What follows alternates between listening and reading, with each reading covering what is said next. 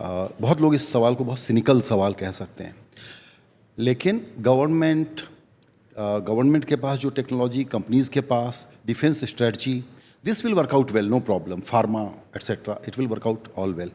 But when it comes to big tech, AI, that kind of technology, even American political establishment is now not in a position to contain what is happening globally. I find it very complex task where India, despite having great public digital infrastructure, when it comes to the big tech, the entire world is now suffering in many ways, in many layers. I see this as a big monster. I don't know, what are your thoughts on this? Containing this is very important, and India can play a great role. That's why I'm asking this question. See, we have actually demonstrated in this decade what can be the benefits of digital public infrastructure.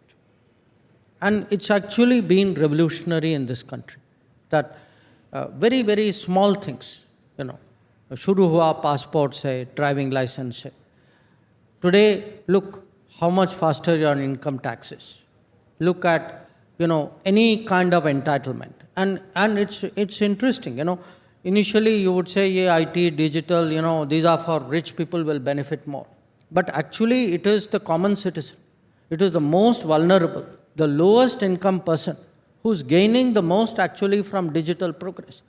That today, if you have a payment of say Kisan Samman Nidhi for the seeds and fertilizer, usko bina cut ke, bina rishwat dete, he manages to get it into their account. Okay?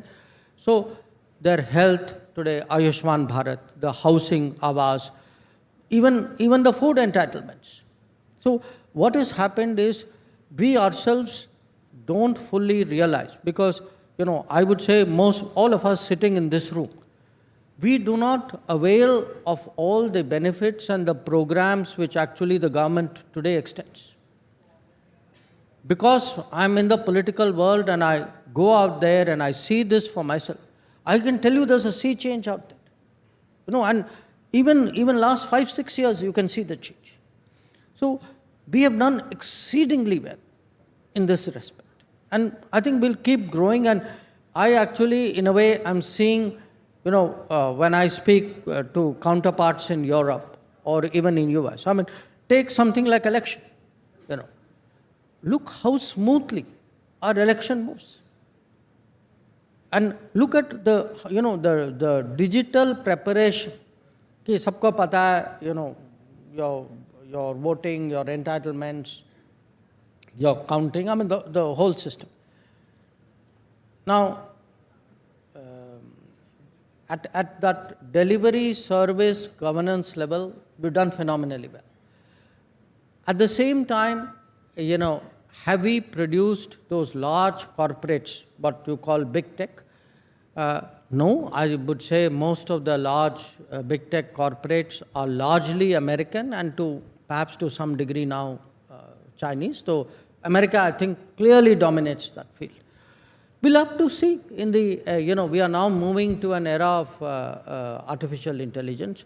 Look, the tech world has a relatively short shelf life. They have to keep reinventing themselves. I'm sure somebody having a conversation 5 years from now, sitting here, would have a very, very different landscape that they would be looking at.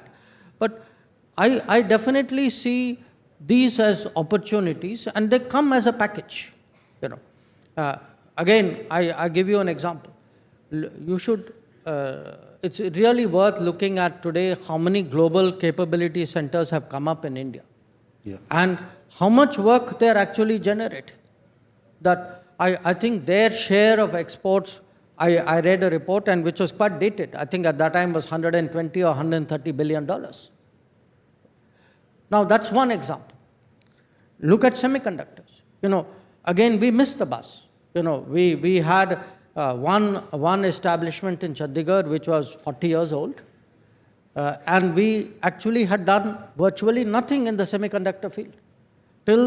Till last year, we started the semiconductor mission and started pushing. Now, you can't be the 5th largest economy or at the end of the decade, third largest economy, and say something as important as chips. I have no contribution, I have no production, I have no companies in this field. You can't do that.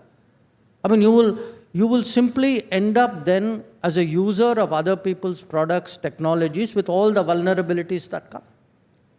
So I think you have today a government which is thinking ahead, which is as you grow, your planning, your strategizing has to grow along with that. So if you look today at semiconductor technology, or you look today at railway technology, you look today at the fact that we are trying to make an airplane in this country. I mean, we have made a fighter, we are now making a transport aircraft. So a country like us, if this is your century, there must be a manufacturing backbone to it. There must be a technology, emanating from it. All this comes as part of its being your century. You cannot do an India century based on service. You cannot end up as a good market for other people's products. That cannot be our fate.